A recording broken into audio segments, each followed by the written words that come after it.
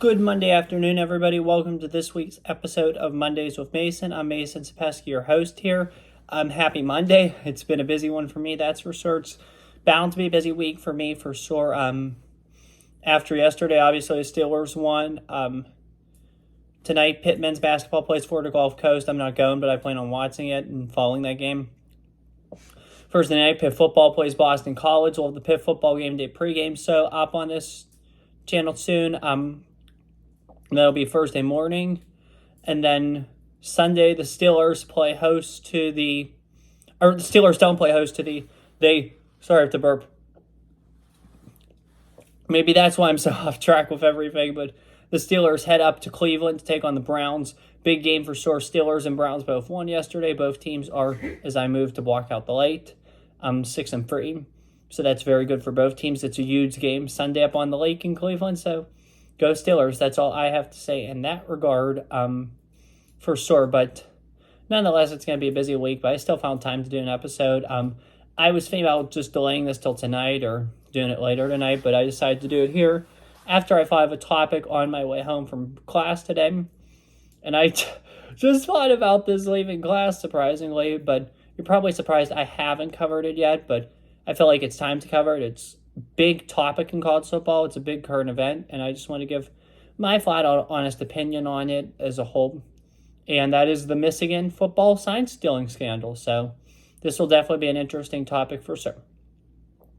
Just a heads up here, yes, I am a little biased. I am a huge Michigan sports fan. They're my third-ranked team, obviously behind Pitt at number 1, and I am a diehard LSU fan as well. So LSU, number 2, Michigan, number 3. So I'm a big Michigan fan.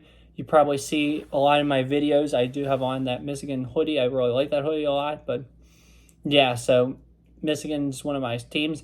Believe it or not, funny or not, I also like the Ohio State Buckeyes. I love the Midwest geographical area. I love the Big Ten. So I really like all the Big Ten schools a lot. I'm not the biggest Nebraska fan, though. I will say that, but I'm a huge Big Ten fan. So yeah, and I even though I go to Pitt, I do cheer for Penn State on occasion. So definitely interesting, that's for sure. I will do a video where I rank the Big Ten schools, my favorite ones, but that's going to be for another day. Maybe we'll do that the day of the Big Ten Championship or closer to the Big Ten Championship. So definitely interesting for sure. But even though I'm an ACC school, I'm still a Big Ten fan. So yeah, partly why I chose an ACC school so I could cheer for all the Big Ten teams and not just be limited to one in Penn State. But I did grow up a Penn Stater, so, and I still kind of do. I do root for Penn State sometimes because my dad went there. So definitely an interesting story for sure. Anyway, though, on to the sign stealing scandal. So let's start with the basics. Earlier, and this is, first off, we're going to start way back when with the first allegations of wrongdoing against Michigan football in any regard. So Jim Harbaugh was suspended by the University of Michigan for the first 3 games this year. I think it were against East Carolina, UNLV, and Bowling Green, something like that. The reason he was suspended was so the Big Ten and NCAA wouldn't give a further discipline or a harsher discipline. But the reason he was suspended was for alleged recruiting violations during COVID. So the NCAA, the Big Ten, and all that already have their eye on Michigan football. Almost like the teacher in class that the first time the student cheats. So the first time the student cheats, teacher takes half the points off and just says, "I'll be watching you the next test." That's essentially what happened here with Michigan football. October comes around. Mid-October. Opponents allege, and this was October the 19th, 2 days before Michigan Wolverines played the Michigan State Spartans in East Lansing. And that was an ugly game for Michigan State. Little did they know their opponent's problems were just getting started. So 2 days before the Michigan State game, let me think. There were alleged violations against the University of Michigan football program for sign stealing. Like, they went to opposing teams' games and stole their signs. This was mostly done by a man named Connor Stalions. he was a scout for the University of Michigan football team. About 2 weeks later, Stalions was dismissed. Stalions, I truly believe, was guilty of this. It was a good idea that he left the program, and he'll probably never be employed by any college or professional sports team ever again. A couple weeks later, Central Michigan, the University of Central Michigan alleged that somebody who resembled Stalions was on their sideline during the Central Michigan State football game this year in East Lansing. The reason I'm assuming Stalions was on the Michigan sideline, or Central Michigan sideline, was because Michigan played Michigan State October 21st. And I remember a couple days earlier, the day that this all came out, 2 days before the team took on Michigan State in East Lansing, people were saying in East Lansing, in the Michigan State Athletic Department, that they were quote unquote, afraid to play Michigan because they were afraid the outcome would not be fair. So Michigan went into this game feeling embarrassed. Michigan State was the one who left this game feeling embarrassed. 42-0 at home. It was sad and disappointing to see half their student section because they have a great student body in Michigan State. It's one of the best universities in this country, I truly believe. Half their student body left. Student section. And this was the game, too, where they played a picture of Hitler on the Jumbotron. The question asked what country was Hitler born in. Answer was Austria, but this drew a lot of heat, especially with, unfortunately, all the anti-Semitic stuff going on right now because of the war between Israel and Hamas. And there was an event which involved a shooting of somebody, I forget their name, but it was somebody prominent in the Michigan Jewish community got killed earlier that day, I believe. And yet they still played this Jumbotron image without even knowing that the Jumbotron image was there. So it was Michigan State that embarrassed themselves that night, yet they're going to blame Michigan Wolverines for everything. Blah, blah, blah. Michigan won their next 2 games. The sign-stealing stuff intensified, though, over the 3 weeks between their trip to Lansing to take on Michigan State Spartans on the 21st and their November 11th date in State College, Pennsylvania, against the Penn State Nittany Lions. So, on Friday morning, the Big Ten commissioner, I think his name's Jim something, I'm not 100%, or Jim or Tony, I'm not 100% certain. I'm sorry to the Big Ten commissioner that I don't know your name. His last name's something with P, so I'll just call him Commissioner P. Commissioner P, there were rumors or word going around ESPN and stuff that they were going to put out the punishment for Michigan that day. This was like 27 hours before kickoff for their biggest game of the year in Penn State. And this game, remind you, was played in Happy Valley, which is what State College, Pennsylvania is known as.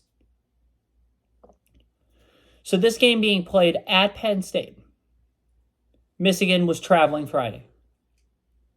Right around when Michigan was boarding the plane at Detroit Airport en route to State College, rumors began circulating that Harbaugh would be suspended for 3 games.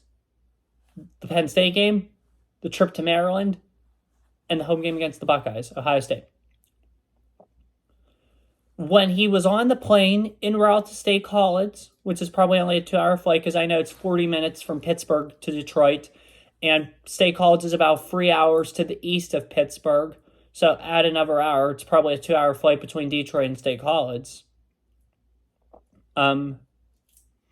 So they issue the suspension while he's on the plane.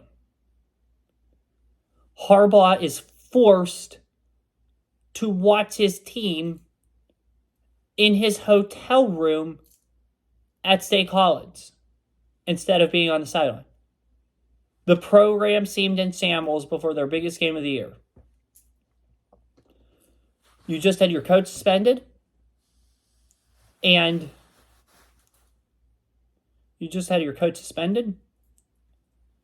you have the biggest game of the year tomorrow on the road, and everybody hates you.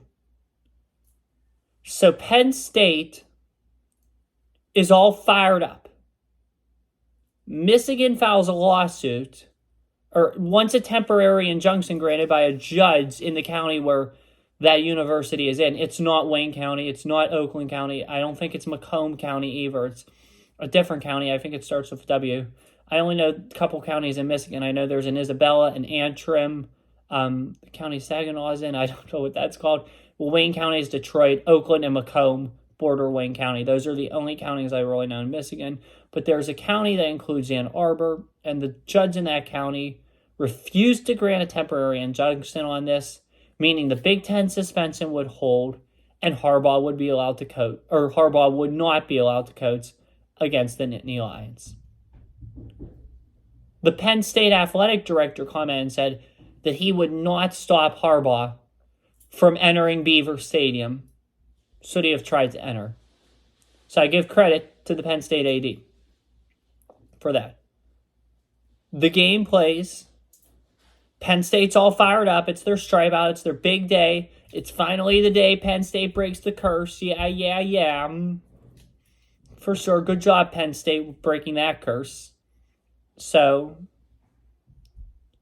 the game plays on. The Michigan Wolverines defeat the Penn State Nittany Lions 24-15. Chandler Morris, I think that's his name, the interim head coach and offensive coordinator, sobbed after the game. I am so proud of Chandler Morris.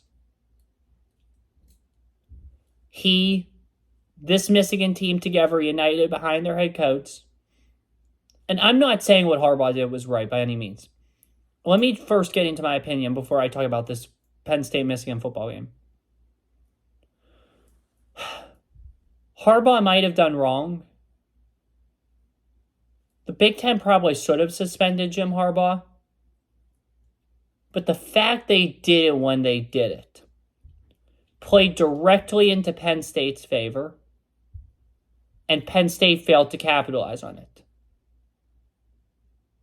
What does this tell you about the Penn State Nittany Lions football program?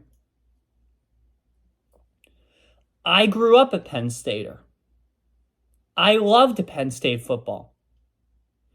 When Penn State football was eliminated from the college football playoff, it was a sad day for me, or it was upsetting.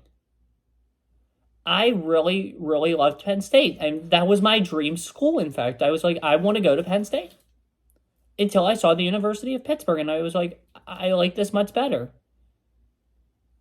So it's no hard feelings against Penn State. It's just Penn State embarrassed themselves when they should have. And this tells you something about the program. It's not where it needs to be for Penn State. That program needs help because they're nowhere near ready to compete with Ohio State and Michigan. I mean, this was your best chance at the playoff in the 4-team era, and you guys blew.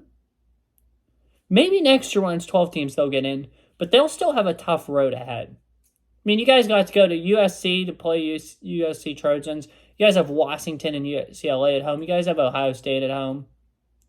That's no give me of a schedule, Penn State. But back to Michigan. Congratulations to Chandler Morris. Congratulations to this football team. They earned this hard-fought win over Penn State. And if the Big Ten is being biased towards the Ohio State Buckeyes, shame on them. Michigan better go in there and they better destroy Ohio State. And it's not like Ohio State can't beat them even if they cheat. I love Ohio State. It's just I love Michigan even more. I love Marvin Harrison Jr. He's probably one of my favorite prospects of all time. McCord's good. JT Tuidomala, he's good. Ohio State is the real deal. But for Michigan to prove they're something, use this to your advantage and ruin the Ohio State Buckeyes season. Because if Ohio State loses to Michigan, they don't stand a chance at the playoff. And here's why. You're going to have likely a one-loss SEC champion or a no-loss SEC champion. If Texas wins out, you'll have a one-loss Big 12 champion. You're going to have a zero-loss or one-loss Pac-12 champion in all likelihood. You're going to have a very good ACC champion likely in the Florida State Seminoles as well. The loser of this game is done.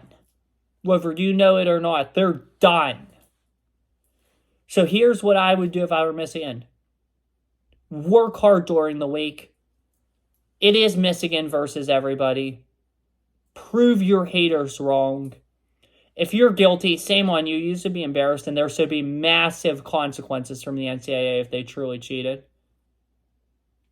But the NCAA needs to do it the right way. And not like the Big Ten did. The Big Ten gave Penn State an advantage, and Penn State failed to capitalize on it. Will the Buckeyes do the same? Find out November 25th. And I'm sorry if I was a little feisty this episode. That's all I have for this week. Have a good one. Take care. Stay safe. Enjoy your week. Pray for Israel. And as always, peace. See you for next week's episode.